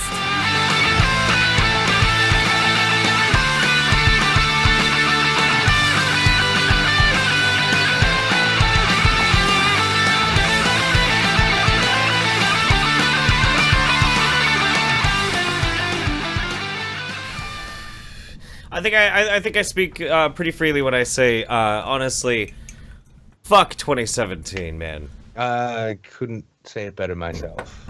Good riddance and farewell. So we've got how long now? Yeah. 2 minutes. 2 minutes. 2 minutes. We got 2 minutes. So here, like, I told her she could stay up here and watch the ball drop with us because we're gonna be streaming this live with all of you guys. We're gonna be watching together. We've got the original, one and only Big Money Quinn right here. Mm-hmm. Orange juice. And she's got her orange juice here. And no, I mean, no. For the for the adults, and we're okay. Yep. So she's hiding now. So here we are, awaiting the end of this wretched year. Quinn. Yes. Come over here. Oh, No, come on. What was your favorite moment of 2017? But I noticed Edward. Okay. All right. Anime. There we go. It's a Yep. Anime, Yeah. huh? Oh boy. I will say that Animal. Well, in addition to all of the like, oh, what the hell kind of New Year's is this, or whatever the kind of trash talking going on in the chat there might be about how to spend New Year's. For my part, spending it with some of my best friends, and what? Sorry. I thought it would mute. I thought it would mute on your guys' end too. My bad. Yeah, but my dear daughter's under my roof here. My best friend is in the house. My other good friends are here with me, and I'm not freezing my nards off like this sad. Sorry. Yeah. I mean, it's always appealing. It always sounds appealing. Like, oh, I'd love to be in Times Square for New Year's Eve, except like if you're in the Northeast and you know what 4 Below feels like. Yep. Like, I am out walking in the frozen wasteland of Canada on my way fucking home. It is cold as balls out here, and it's not even midnight yet. I don't remember anyone stupid. Happy New Year, guys. Happy New Year. Now, did you forget to fill your sheep's did you forget to fill your sheep's bladder with the warm blood of your victims once again? This is basic Barbarian. The cops showed up. I didn't have time. Oh, real quick, DuPont just saw that was a quick getaway situation. I had to kill that cop by fighting him. The zombie cop jumped on top of me. We were wrestling on the ground. I had to pull his gun from his holster and shoot him in the head. You don't stick around after gunshots in Canada. Everyone goes, "Oh, something's up. Send more cops." Thank you. Very active. Shush. No, Happy New Year, everybody. Happy New Year. I hope that it's that 2018 is going to be better than 2017. I hope all of your lives, even some of the salty people in the chat, I hope your lives are better this next coming year than they were the year before. Cheers to everyone. Here's to good head that don't spit, everybody. Cheers. In 2017, it was a very good year. It was a very good year for stupid shit on the internet and bad debates. But next year will be better. So don't worry about it. In 2018. In 2018. Happy New Year's, How long guys. we got? Where are we at? All right. Ooh. We're done. We're done. Yeah. Wow. Already. Yeah. Happy New Year, man. He was serious. Yeah. It happened last time. I didn't know. I didn't see the ball drop. It didn't play. It didn't bloody play. I'm sitting here waiting to see the ball drop. You know what I didn't get to see this year? The ball drop. You know what I didn't care about? The ball dropping, apparently. Well, that's fine. It's all good. Yeah. Well, that's what we get for the seat of our pants productions. In fact, I think that's what I'm. It's okay, gentlemen. There's only one moment in life where your balls dropping matters, and this isn't it. That's true. That's very, very true. In fairness, I came up with that. Happy New Year's. Happy New Year's, everybody. Thanks, Yep. Quinn. Just leaves me hanging. Story of my life. Cheers, everybody. So we got. Man, this liquor's good. I should have contemplated the liqueur before I drank it all. And Jill says, Happy New Year. TK Mal, goddammit YouTube, why was I unsubbed to Beardy? Everybody should be subbed to Beardy. Berserker is subbed to Anahata Hearts, but mainly Prince of Dew. Serenity Coochie, just want to say thanks. I found you guys who raised your fists, and through you guys I found internet comment etiquette, Magog, Jim, and most importantly, because it helps every day, the Daily Dingster. Cheers to that. Yeah. DePomps with a $100 donation to a great new year with the same saints. Pinkies up to you. Charles Morita, all I ask is to play Hell March for the new year. I think I could do that for you, buddy. I will do that. Over on Streamlabs, we have... Shit. Oh, God. Oh, Jesus Christ. KS Wheels, Jeff, do a death shot every time you want to smoke. Bet you kick the habit in record time. No, I'm good. Rectified opinions. Damn it, Ben Pie during Saints. Really, Ben? Really? Well, I'm not happy, but at least I can have a drunken New Year's. It's fine, dude. Let Ben stream. And you know what? Honestly, and if you guys are watching too, go subscribe to Ben. If you like Drunken Peasants and you're gonna miss it, go subscribe to Ben Pie. Ben Pie. BNPAI. Yeah, he does. He's like, TJ said it in his video tonight. The guy's a hard worker. He does what he does, and he does it well. And no reason to leave him high and dry. Indeed. Anti in a year of shit and ship hosting. I'm glad we had the Saints. I agree. I'm glad we had a solid period of time of you reading out Korn lyrics without realizing it. That was amazing. Dude, that made was me wonderful. so fucking mad. Oh my god. That made me so happy. That's what got me into the fucking show in the first place, because I just kept on laughing about that. Like, okay, I like the show and I like the fans. This is fucking great. The chats and pranks with Korn lyrics is what drew me the fuck in. I'll tell you, So thank you, chat. As Beardy as one of the hosts of this show, I'll say actually the fans are what makes this show. But when we started it, it was a good idea and it was fun. But then this weird cult formed up around it, and now we're just stuck with them, and it's wonderful. It is. It's pretty fucking wonderful, and they love you guys too, which is fucking phenomenal. And I think but you guys have probably both already figured this out, but hopefully in the evolution of YouTube, let's say, or the evolution of this kind of content creation, there are a lot of people I've come to realize, especially in like the last half of this year. There's two ways to go about building an audience. You can either grow an audience, right, or you cultivate one. If you grow an audience, you're going out, you're doing, you're shucking, you're jiving, you're giving the people what they want, right? You're doing that, and you could build a really big channel really quick that way. But there's no way to know what that audience is comprised of, who's really in there, and what they really want. And as opposed to cultivating when you just kind of do your thing, and then these wonderful weirdos come out of nowhere, and they just love your shit so much that they insist at all ends and all odds that you keep doing it. I'm pretty certain that any of my subscribers watching now will attest to giving me those exact same sentiments in comment form on YouTube or Twitter. Fuck, I love the fan bases that come out of the woodworks for this shit. There's some amazing motherfuckers that just want to see some good goddamn laughs, and I love it. And they're reflective too. They are they're reflective of the people that they follow. Good people cultivate good followings. Yeah. Oh yeah. Absolutely. Yeah.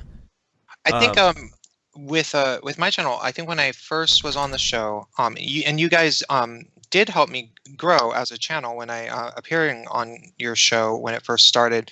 But I think I also told you that when I first started doing YouTube, I made 3 rules for myself, just because I surveyed the scene about how YouTube worked, and I wanted my channel to sort of grow based on people watching my videos and what I had to say, and which is, I have over 400 videos. You guys can go check it out if you want. It's generally social commentary, socio-political commentary, politics, talk about feminism, SJWs, the LGBT community, blah, blah, blah. I had a lot to say just by myself, and I made 3 rules. I'm not going to really do response videos. I'm not really going to talk about YouTube drama, and I am going to try to avoid shameless collaborations with bigger channels just for the sake of it. Oh, but that's so much fun. And granted, I have broken all 3 of those rules in the a collab. I've done a collab or 2, and there might be some in the works with bigger YouTubers. And I have done a few response videos, and I have made probably definitely less than 25, probably more like less than 10 videos directly addressing YouTube drama out of 400. But I was able to get 12,000 subscribers basically just by talking about what I wanted to talk about. Granted, it was a lot easier about a year ago to grow that way because the search function worked at all. Oh yeah, dude, I know. Jesus Christ. So we were asked, are we going to be going until midnight? No. No, I didn't think so. No, we're not going until midnight my time. No way. No, we're doing the regular show, about a 2-hour show. We got a little bit more show for you guys. We actually have some really cool stuff to check out.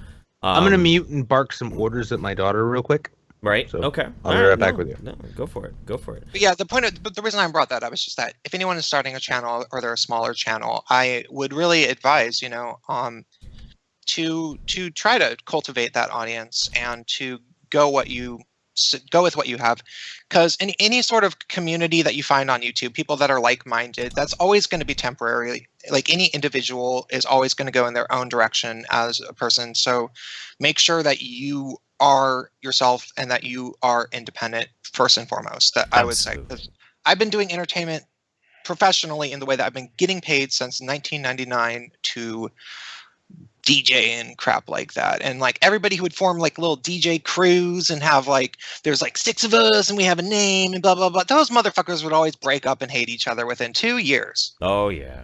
Yeah. But the true talented ones, they would have, careers that go on for 30 years. So a lot of that is due to the kind of community that spreads up around it too. Like I've talked a lot over the past 2 years about my hatred for the word community, but I always said that there are types of communities that I think work really well. Like the Drunken Peasants community works really, really well because they're around one centralized idea and something that everybody shares.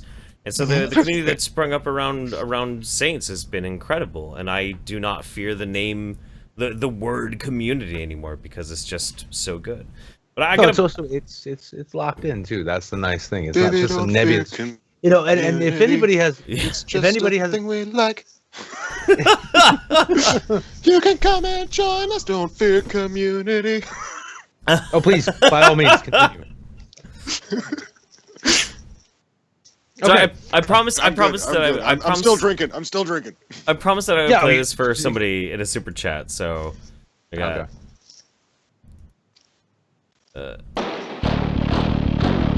Uh-oh. Here comes 2018, guys. Oh shit. All right, my dick is ready. Oh fuck. 2018 coming up on your asshole. Ooh. Here we go, baby. Nah, you gotta give it the hip hop up. I can't do hip hop, dude.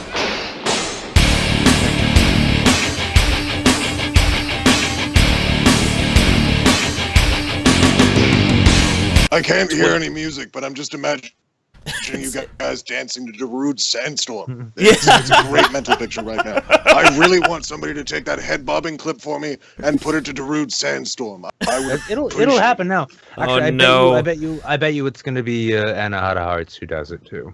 Probably. God damn it. All right. Well, we also you have a task now, girl. Yep, it's true. We should probably play this because it is New Year's. So here we go.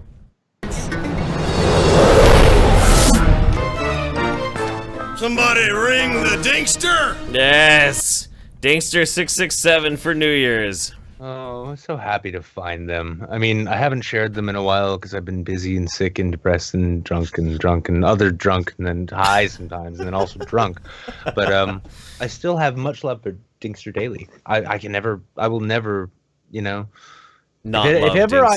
ever I'm out like hard scrabble, sleeping rough on the road again like I used to be, it's good times. But if ever I'm hard up and I still have a smartphone and I need to pick me up, I'm just gonna see what the Dinkster has to say that day because it's different every day. You never know. You never know what's gonna happen with Dinkster Daily. We're not playing the 666 version, but you should go and look at it anyway because it's pretty good. We're gonna go to our undersub. So Memory found this. It's a guy by the name of Nick DanBoer, and he's a CGI artist, but what he does is just so fucking bizarre. And he's done background stuff for like Deadmau5. He did things for Old Spice commercials, but his channel only has like 20,000 subscribers. He barely has any subscribers at all, and he makes like his own random ass shit. So will you post the link in the Skype chat? There's a lot of really cool animators on YouTube that nobody sees, and it shocks me every time. But I like to have fun by typing in cartoon and funny and just finding new shit. There's a lot of people. There's a lot of people who aren't aware too. By the way, if you know Dr. Randomer Cam, yeah. Have you ever seen his animation channel? Didn't know. It's really good. Dark Cheese TV. My God, it is. I mean, he hasn't done shit with it in a while. And every time I talk to him, like, when are you gonna do more Dark Cheese? Come on, more Dark Cheese. Come on. He does good shit. He does really good shit. Oh, it's brilliant. It's not, and it's pure Mike. It's pure Randomer Cam. It's like it's like obscene mastery of the English language, which leaves me envious. And then like you have to think about what the cartoon was for about 10 minutes. You're like, all right, whoa, was he bashing feminists? What was he doing there? It's brilliant shit. All right, I want to share some Nick DanBoer here because I think everybody will enjoy this because it's really twisted, and if you like me, I like twisted stuff. So. Twisted. Oh boy. I like this already. Cinnaballs.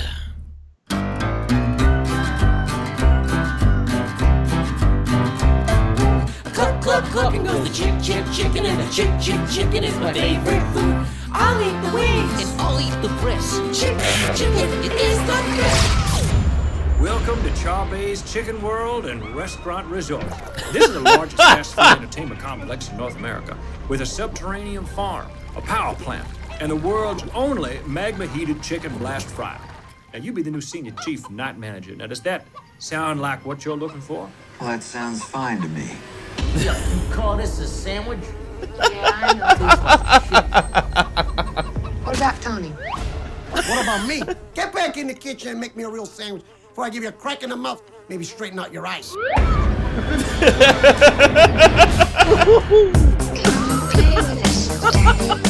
Oh, yeah.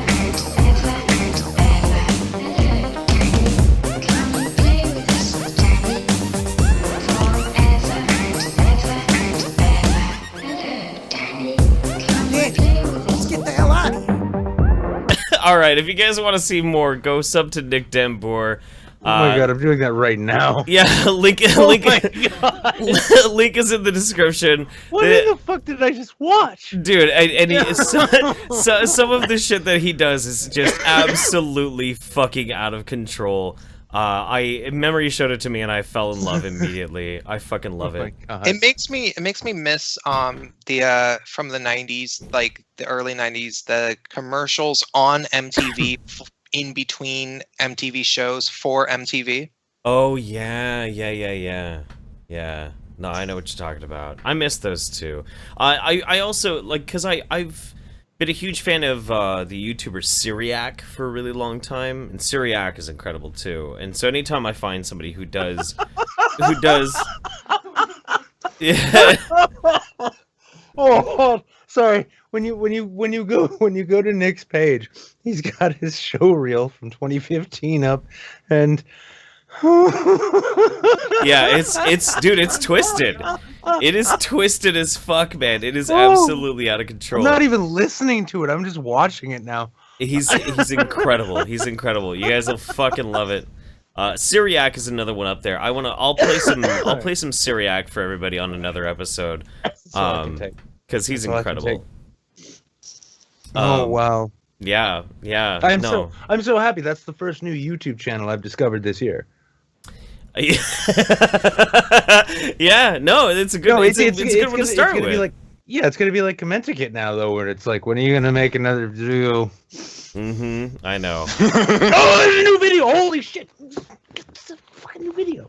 All right, so last chance for anybody if they want to get any super chats or Streamlabs in. We're gonna read these. Friended forever, awesome guy. We need to get you on the show, Friended, by the way, because you're a stand-up guy and we like you a lot. He's a good guy. Yeah, he's cool. Yeah, he says, we met him. He looks exactly like his avatar. Did we meet him? We didn't meet him, did we? Mm-hmm. We met him at VidCon? We hung out with him. He looks like he'd be cute from his avatar. I hung out. Wait. No, you know what? He showed up right. No, he showed up the day before you showed up. Okay, yeah, I was about to say, I don't think I got a chance to meet him. I hung out with Friended. Yeah, he's good. Okay. All right. He says, always forgive your enemies. Nothing annoys them so much. A quote by Oscar Wilde. Happy New Year's, Nick and Jeff. May 2018 be a killer year. Cheers to you, buddy. Appreciate you. We're going to get you on soon. Egalitarian says, is the stream going until midnight for Jeff? No. JP and Maynard, I love being one of your weirdos. Love you both. Have a great new year. You too. Sleek the Geek, I'm going to fuck your mother.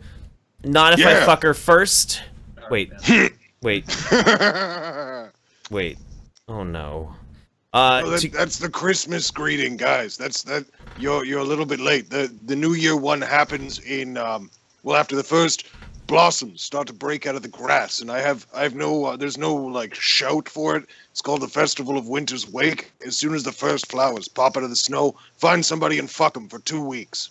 Yep. Oh yeah, that's fair. That's how we celebrate a Happy New Year. That's a festival thing? Yes, I thought the that- Festival of Wake. It's I an thought old... no. I just well, I mean, as soon as I see a flower pop out of the snow, I'm like, shit, I can give a bitch flowers. And that's kind of all it takes. Yeah, one leads to the other. Have you? Yeah, but have you seen this hair? It's rather magnificent. You could be a lion in another life. I don't even need a flower from the snow, but I'll pick it. That way I can be like, I have a flower. Hair.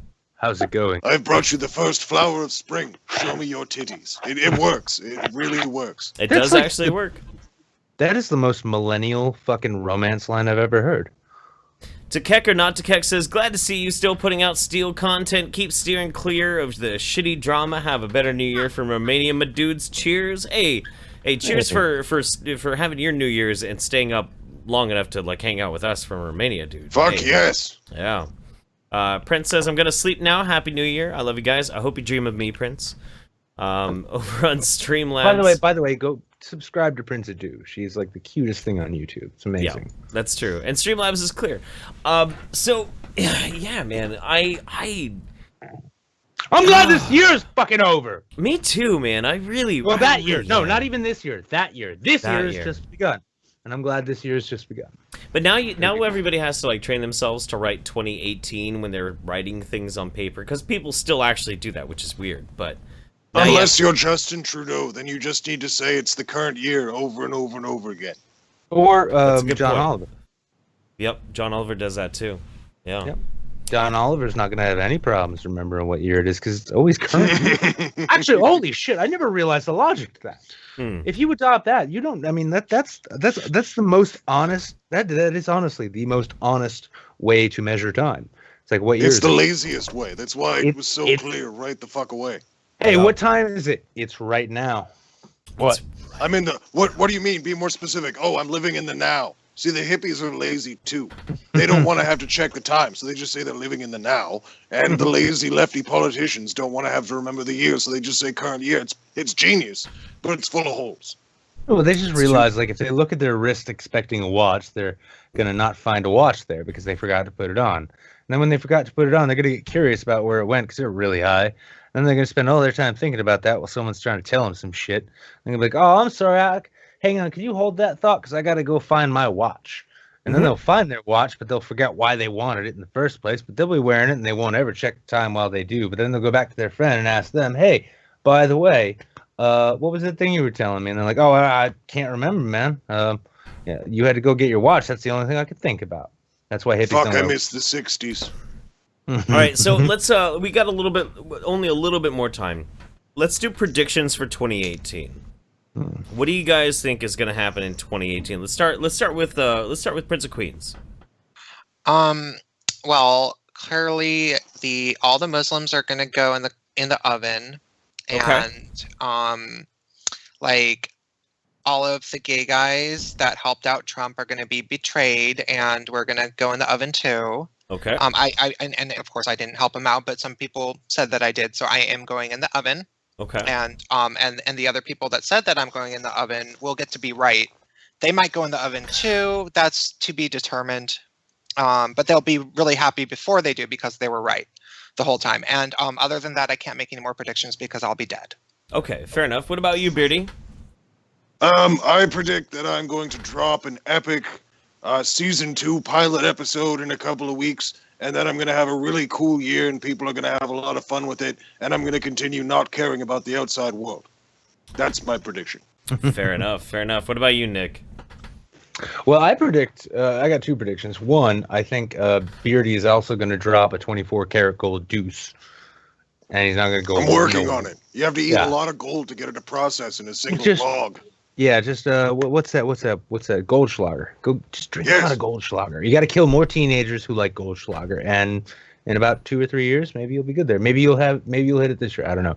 My my prediction for 2018.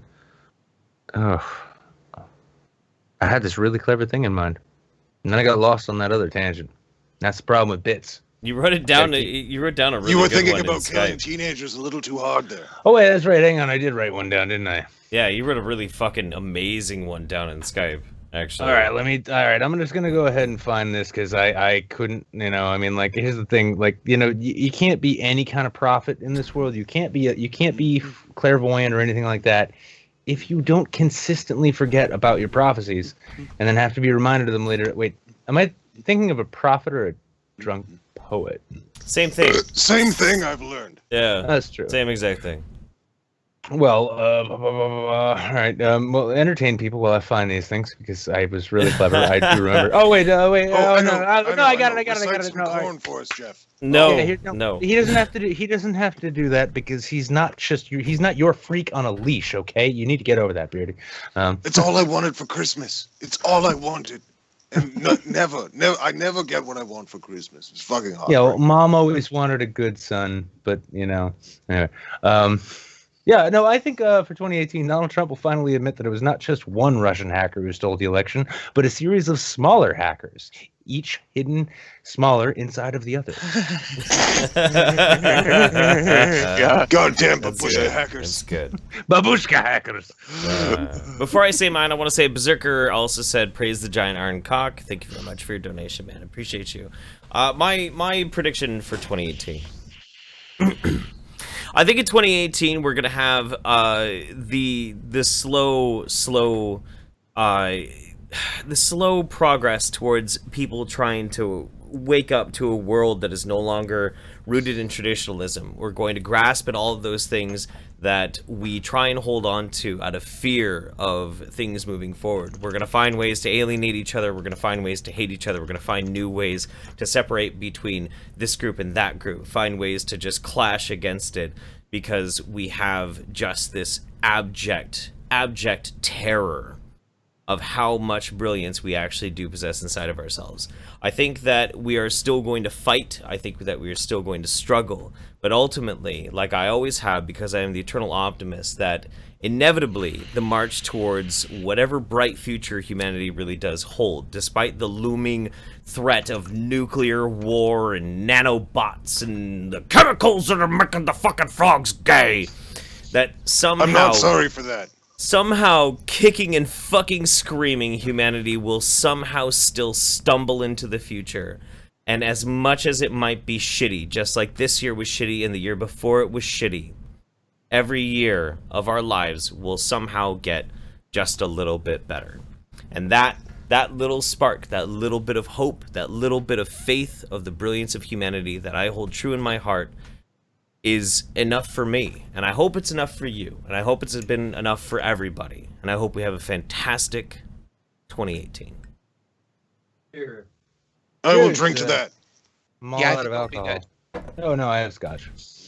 Anyway, I think I have alcohol upstairs now. My friend just got back from the store. Hey, by the way, actually, good timing. Actually, you know what? Let's fucking. I wanna actually just fucking hypercharge this thing because I've been feeling optimistic lately, and it's a really strange feeling, and I've had to adjust to it. 2017 seemed to suck. A lot of people got hurt in a lot of different ways. A lot of bad shit happened. A lot of bad shit happened to good people, and a lot of good shit, unfortunately, seemed to happen to bad people. But all the same, when I look back, and you can do this too. It's like anything else you look back on. Like, you can either look back and mourn what you lost, or you can look back and realize what you got away from. But 2017 is never coming back. There's no getting it back. And if that's the case, 2017 was the year I finished a novel. 2017 was the year I left a retail job to become a full-time content creator and writer. 2017 was the first time I saw the Pacific Ocean. 2017 was the first time I met some of my best friends who I've made what seems to be a burgeoning career with. 2017 was the first time I saw my good friend who I've known for many years, genuinely happy as he rode and held his own life in his own two hands upon two wheels. 2017 was the year that I realized that maybe I don't need to be the isolated fucking Bukowski-esque hermit that I've been making myself out to be. 2017 was the year I realized maybe I do drink too much. 2017 was the year I realized that, hey, people like the shit that I do. 2017 was the year that I realized I can do anything I fucking want.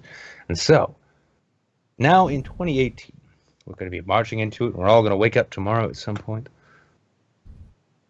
I want you all to know that 2018 is going to be my year.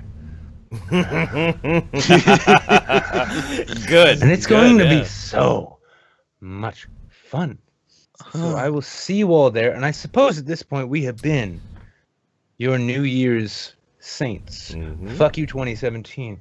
You're over. You're old. You're faded. 2018 is the new black. And if there's one thing we know, everyone wants to be black these days. That's So true. Fuck off and That's true. fuck right. And I'm sorry, Mike. I stole from you.